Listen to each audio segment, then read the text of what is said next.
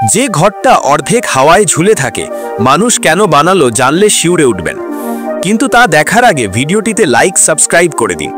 শুরুর দিকে মানুষ গাছের ওপরেই ছোট্ট একটা ঝুপড়ি বানাতো, কারণ মাটির আর্দ্রতা আর জঙ্গলের ভয়ঙ্কর বন্যপ্রাণীদের থেকে বাঁচতে হতো। কিন্তু জায়গা ছিল খুবই কম। তারপর মানুষ 4টি গাছকে জুড়ে একটু বড় ঘর তৈরি করলো।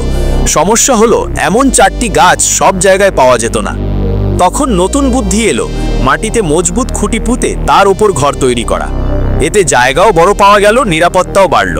নিচের অংশে স্টোরেজ বা গবাদি পশু রাখার জায়গা, মাঝের অংশে থাকার ঘর, আর সবচেয়ে উপরে থাকতো বেডরুম।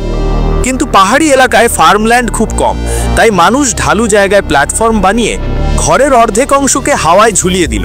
এটাকেই বলা হয় ডো জৌলু।